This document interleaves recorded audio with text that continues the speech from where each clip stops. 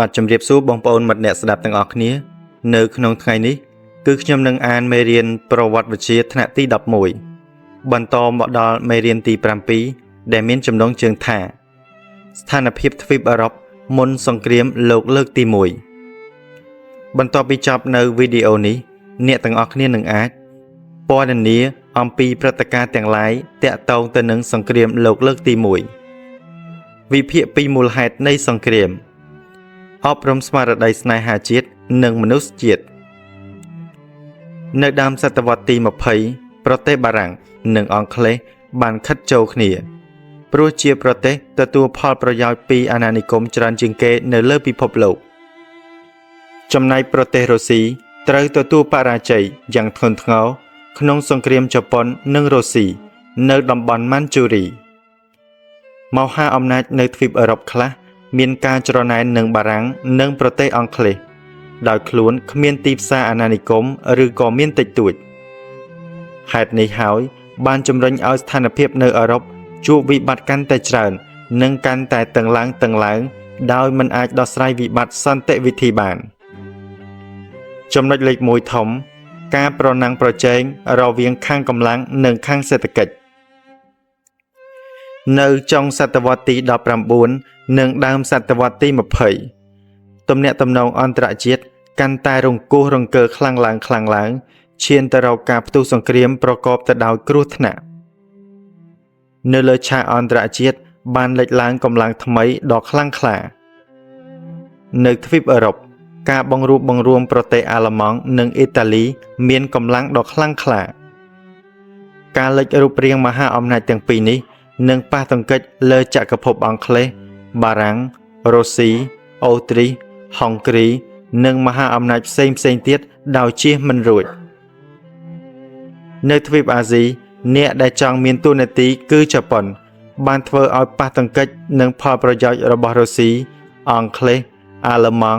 บารังหนึ่งสหรัฐอเมริกตุ่มโนบ้านกาดหลังเจนปีอาณาจักรโอโมตังได้เลียดสันทังเลอตักใดดอทมเทงในดับบอลภูมิเพียขังเจิงในทวีปแอฟริกดับบอลมาชัมบอปีดับบอลยุโรปไปอาคเนหายได้คลายจีกาใบใจระเวียงปุประเทศจักรพรรดินิยมตุ่มโนอันตรจิตไตรบานกำหนดเซ็งปีขณีอาศัยแต่หนึ่งพอประโยชน์ระบอบปุมหาอำนาจจ้าหนึ่งกำปูลมหาอำนาจใหม่การปาตังกิจขณีอย่างคลังคล้าโดยสาการดันดามประเทศอาณานิคมหนึ่งดับบอลกรอมอติปอลโดยเมียนการกรบกรองเลือประเทศสมอดหนึ่งในเลือประเทศไดโกในขนมตำเนะตำนองโยธีการเวียตีหนึ่งการปรังปรายเวลกดำใบปงริตักใดบานชลายตอบแต่หนึ่งตรึสไดเจ็ดนิยมตรึสไดอำนาจโยเทียนิยมญี่ปุ่นคือมหาอำนาจอาซีตรึสไดเวียตีระบอบจักรภพอังกฤษตุ่มนระเวียงอาลมังหนึ่งอังกฤษบานคลายเชียตุ่มนมูลฐานในขนมตุ่มเนะตุ่มนองอันตรจิตตุสนะกำลังโยธีเชียมาโชบายสำหรับดอสไรปัญหากัจฉานุภีบหนึ่งอติปอลในขนมปีพบโลกดอทมเทงนโยบายกำลังโยธีบานดาเติมหนึ่งนโยบายการตูดเชียสงัดกิจปรองเปรียงการยกยลดอยบัดบังหรือดาวจมหอเอริยาบอดการตูดหนึ่งเชียนโยบายใกล้ประเทศระบอบรัฐได้เชียการเละบังหรือเชียการกำเรียมกำแหงดาวจมหออาศัยหนึ่งระบายนโยบายจำนวนเลยปีถมการประนังประเจงข้างอาณานิคมนิยมปีจุดมุ้ยสงครามอเมริกหนึ่งเอสปานมนเปสงครามระเวียงสหรัฐอเมริกหนึ่งเอสปานบ้านประตูหลังตั้งปีชนามวยปอนประบายโดยไซส์ประบุนหมอกมาเลยสหรัฐอเมริกบานทเวอร์สมนาซอมติงก็กอยบาปีเอสปานดาวดมไล$100,000,000แต่เอสปานบานปฏิเสธเพราะมันทลอบเมียนประไปในลัวประเทศเอาอาณานิคมในชนามวยปอนประบายโดยไกสปรมเนเลก็กอยบาบานประตูหลังในกาบาเบาจองกรอยบังอ้อประชังหนึ่งอำนาจกรบกรองระบอบเอสปานสหรัฐอเมริกบ้านเกิดถาจีเอาการล้อขนมกาปราปรัตการนี้ทเวเชียมาโชบายลูกได้ปัญหาก็กอยบาตามระยะการความตรอจลนาประชังเอสปาน ទីបំផុតឈ្លានពាននៅលើកោះកុយបាតែម្ដងដោយសារតែការផ្ទុះគ្រាប់នៅលើនាវាចម្បាំងមេនសហរដ្ឋអាមេរិកបានយកលេសវាយលុកលើអេស្ប៉ាញនាខែមេសាឆ្នាំ1898សហរដ្ឋអាមេរិកបានទទួលជ័យជំនះយ៉ាងឆាប់រហ័សដោយបានវាយកំទេចកងទ័ពនាវាអេស្ប៉ាញឯករាជ្យពីប្រទេសអេស្ប៉ាញបានក្លាយជាប្រទេសពាក់កណ្ដាលអាណានិគមរបស់សហរដ្ឋអាមេរិកដូច្នេះសង្គ្រាមរវាងសហរដ្ឋអាមេរិកនិងអេស្ប៉ាញបានចាប់ផ្ដើមដំណាក់កាលថ្មីនៃប្រវត្តិសាស្ត្រទំនាក់ទំនងអន្តរជាតិនិងជាសង្គ្រាមទី1ដើម្បីបែងចែកពិភពលោកប៉ុន្តែមិនមែនចុងក្រោយទេជ័យជំនះរបស់សហរដ្ឋអាមេរិកទៅលើអេស្ប៉ាញបានផ្ដល់លទ្ធភាពឲ្យសហរដ្ឋអាមេរិកបើកផ្លូវដើម្បីធ្វើការឈ្លានពានភូមិភាគខាងត្បូងនៃអាមេរិកឡាទីនតំបន់បូព៌ានិងភូមិភាគអាស៊ីអាគ្នេយ៍ចំណុច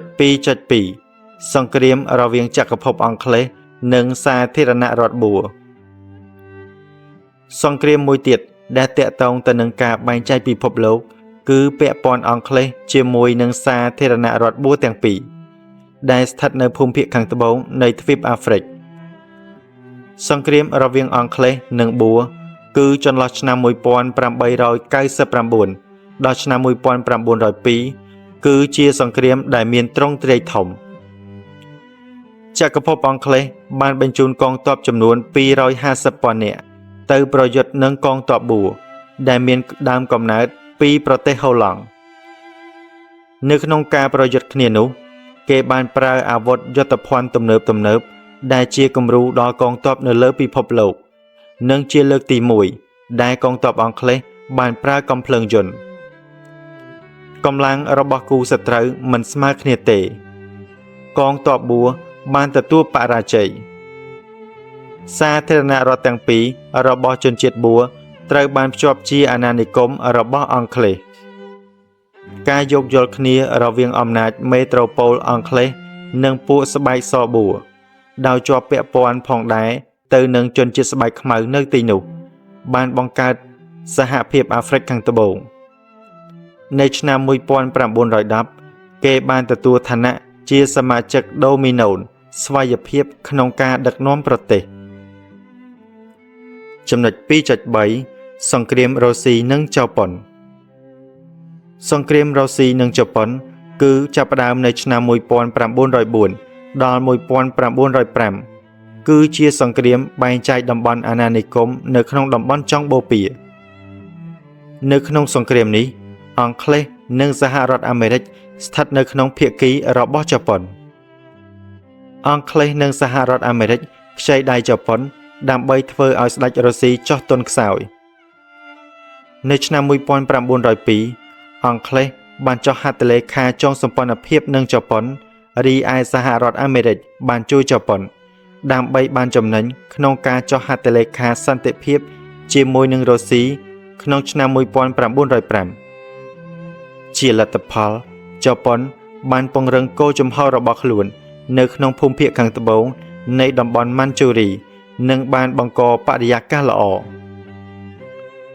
នៅឆ្នាំ1910ជប៉ុនបានយកកូរ៉េដាក់ជាប្រទេសអាណានិគមរបស់ខ្លួនហើយនៅថ្ងៃមុខនឹងឈានទៅដល់តំបន់ភូមិភាគអាស៊ីអាគ្នេយ៍ទាំងអស់ផ្ទុយទៅវិញសហរដ្ឋអាមេរិកមិនត្រឹមតែបានឃើញភាពចុះខ្សោយរបស់ស្ដេចរុស្ស៊ីទេបែរជាទទួលត្រឡប់មកវិញនៅសត្រូវដ៏កាចសាហាវបំផុតគឺជប៉ុនចំណុច 2.4 ចក្ខុវិស័យអាល្លឺម៉ង់នៅលើនយោបាយអាណានិគមនិយមនៅក្នុងដំណាក់កាលសង្គ្រាមអង់គ្លេសនិងបួរមេដឹកនាំអាល្លឺម៉ង់បានលើកបដារបស់គីយ៉ូមទី2គឺអនាគតរបស់យើងនៅលើទឹកនៅឆ្នាំ1900គត់នៅពេលដែលសភាពការពិភពលោកកំពុងតែស្មុគស្មាញរវាងសង្គ្រាមនិងសន្តិភាពសហភាពរ៉ៃស្តាកបានអនុម័តកម្មវិធីស្ដីពីការប្រកួតប្រជែងសភាវុធនៅលើផ្ទៃសមុទ្របញ្ហាសំខាន់នៅក្នុងកម្មវិធីនេះគឺយកជ័យជំនះលើម្ចាស់សមុទ្រទី1គឺចក្រភពអង់គ្លេសមុនឆ្នាំ1915អាល្លឺម៉ង់មាននាវាចម្បាំងគ្រប់ប្រភេទប្រហែល200គ្រឿង ដោយឆ្លើយតបទៅនឹងកម្មវិធីអាល្លឺម៉ង់និងចក្រភពអង់គ្លេសបានសម្រេចចិត្តសង់នាវាចម្បាំងថ្មីថែមទៀតការប្រឆាំងគ្នារវាងអង់គ្លេសនិងអាល្លឺម៉ង់បានលេចធ្លោនៅតំបន់មជ្ឈិមបូព៌ាពួកមូលដ្ឋានអាល្លឺម៉ង់ទាមទារពីរដ្ឋាភិបាលតុរគីនៅសេចក្តីសម្រេចចិត្តដ៏សំខាន់គឺការធានាក្នុងការសាងសង់ផ្លូវដែកទៅកាន់តំបន់មជ្ឈិមបូព៌ាដោយចេញពីបេឡាំងឆ្លងកាត់បាដាកដល់កុយវ៉ែតទំនាស់រវាងអង់គ្លេសនិងអាល្លឺម៉ង់បានធ្វើឲ្យមានបម្រែបម្រួលនយោបាយក្រៅប្រទេសរបស់អង់គ្លេសនៅទ្វីបអឺរ៉ុបចំណុចលេខ3ធំការបង្កើតបកសម្ព័ន្ធយោធា 3.1 ការបង្កើតនៅសម្ព័ន្ធភាពត្រីភាគីអ៊ីតាលីអាល្លឺម៉ង់អូទ្រីសនិងហុងគ្រីនាដើមសតវត្សទី20នៅទ្វីបអឺរ៉ុបបានកើតឡើងនៅសម្ព័ន្ធភាពយោធាដ៏សំខាន់ទី1គឺសម្ព័ន្ធភាពត្រីភាគីដែលបានកើតឡើងបន្ទាប់ពីសង្គ្រាមបារាំងនិងប្រទេសប្រុសលោកអធិការបតី Bismarck មានការព្រួយបារម្ភចំពោះស្ថានភាពអាល្លឺម៉ង់នៅអឺរ៉ុបប៉ែកកណ្ដាលដើម្បីការពារដល់សន្តិសុខអាល្លឺម៉ង់បានស្វែងរកសម្ព័ន្ធមិត្តក្នុងបំណងបង្កើតសម្ព័ន្ធភាពយោធាអ្នកដែលមានស្ថានភាពឆ្លើយតបទៅនឹងសេចក្តីត្រូវការរបស់ប្រទេសអាល្លឺម៉ង់គឺប្រទេសមហាអំណាចដែលនៅជិតខាងមានអាណាចក្រអូទ្រីសហុងគ្រីនិងអ៊ីតាលីដែលកំពុងមានទំនាស់យ៉ាងស្រួចស្រាលនឹងប្រទេសបារាំងដូច្នេះគេបានចាប់ផ្ដើមបង្កើតសម្ព័ន្ធភាពត្រីភាគីអាល្លឺម៉ង់អ៊ីតាលីអូទ្រីសនិងហុងគ្រីនៅក្នុងការបង្កើតសម្ព័ន្ធភាពត្រីភាគីបារាំងបានមើលឃើញដល់ការគំរាមកំហែងយ៉ាងខ្លាំងបារាំងបានចងសម្ព័ន្ធភាពនឹងរុស្ស៊ីដើម្បីដោះស្រាយនៅបញ្ហានេះប៉ុន្តែការបង្កើតសម្ព័ន្ធភាពនេះប្រព្រឹត្តទៅបានចាំបាច់ត្រូវឲ្យបារាំងលុបបំបាត់ទំនាស់ដែលកើតមានពីមុនរវាងបារាំងនិងរុស្ស៊ីនៅតំបន់ចុងបូព៌ានិងមជ្ឈិមបូព៌ារុស្ស៊ីនិងបារាំងបានចុះហត្ថលេខាសម្ព័ន្ធភាព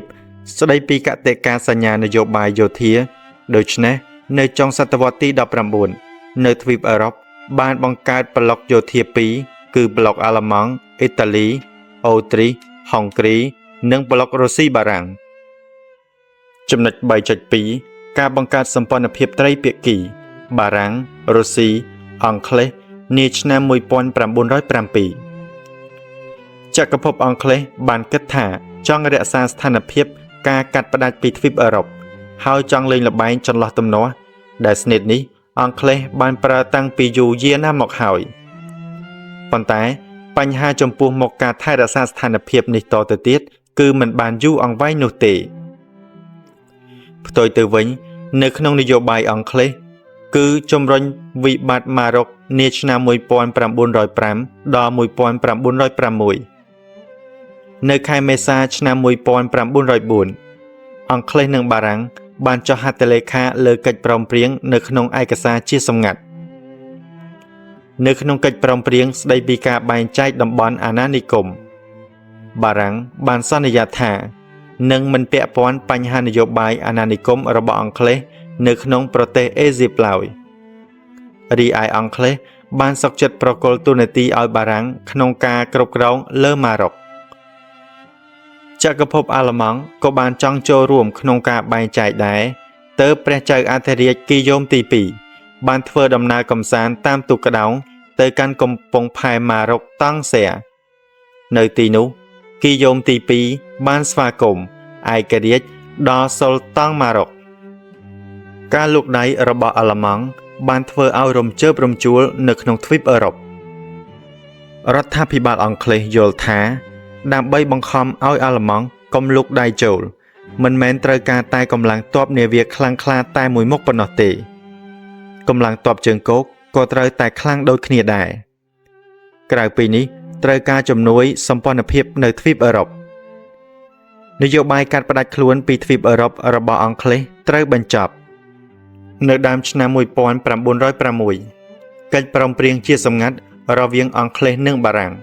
បានកំណត់ស្ថានភាពកិច្ចសហប្រតិបត្តិការវិស័យយោធាបារាំងនិងរុស្ស៊ីក៏បានពង្រឹងដែរកិច្ចព្រមព្រៀងអង់គ្លេសនិងរុស្ស៊ីបានបន្ថែមលើសម្ព័ន្ធភាពអង់គ្លេសបារាំង និងរុស្ស៊ីបារាំងជាសម្ព័ន្ធភាពត្រីភាគីរុស្ស៊ីបារាំងនិងអង់គ្លេសដោយមានការគំរាមកំហែងពីសំណាក់អាល្លឺម៉ង់កាន់តែខ្លាំងឡើងទីបំផុតអង់គ្លេសបានទទួលស្គាល់ថាគេត្រូវការសម្ព័ន្ធភាពរុស្ស៊ីបារាំងនិងអង់គ្លេសដើម្បីសម្រេចបាននូវកិច្ចព្រមព្រៀងជាត្រីភាគីបែបនេះជាដំបូងគេបានដោះស្រាយទំនាស់រវាងរុស្ស៊ីអង់គ្លេសជាបឋមនៅអាស៊ីកណ្ដាលនិងនៅតំបន់មជ្ឈិមបូព៌ាថ្មីបាននៅចុងបូព៌ាទំនាស់រវាងអង់គ្លេសនិងរុស្ស៊ីបានដោះស្រាយរួចទៅហើយក៏ដោយក៏ទីបំផុតនឹងត្រូវការទទួលគំរាមកំហែងពីសំណាក់ជប៉ុនផងដែរចំណែកនៅឯតំបន់មជ្ឈិមបូព៌ាត្រូវការដោះស្រាយទំនាស់ជាលក្ខណៈទ្វេភាគីដោយឈរលើគោលការណ៍យោគយល់គ្នាផ្លូវដែកបេឡាំង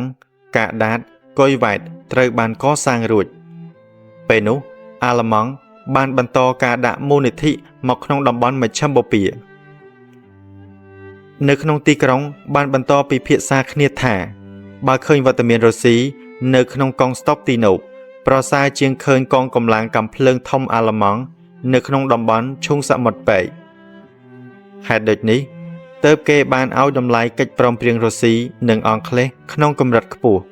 នៅចំពោះមុខការគំរាមកំហែងពីអាល្លឺម៉ង់លទ្ធផលនៃកិច្ចព្រមព្រៀងថ្ងៃទី31ខែសីហាឆ្នាំ1907ត្រូវបានចុះហត្ថលេខាលើកតេកសញ្ញាអង់គ្លេសនិងរុស្ស៊ីស្ដីពីតំបន់ក្រមឥទ្ធិពលរបស់ខ្លួននៅលើប្រទេសអ៊ីរ៉ង់ប្រទេសអាហ្គាហ្វនីស្ថាននិងតំបន់ទីបេកិច្ចព្រមព្រៀងអង់គ្លេសនិងរុស្ស៊ីឆ្នាំ1907បានបញ្ចប់គម្រោងបង្កើតសម្ព័ន្ធភាពត្រីភាគីដែលនៅក្នុងនោះមានអង់គ្លេសបារាំងនិងរុស្ស៊ីដូច្នេះស្ថានភាពកម្លាំងនៅទ្វីបអឺរ៉ុបត្រូវបានកំណត់រួចជាស្រេចមកហើយបន្ទាប់ពីនោះពិភពលោកកំពុងតែធ្វើដំណើរទៅកាន់ភយន្តរាយនៃសង្គ្រាមលោកលើកទី1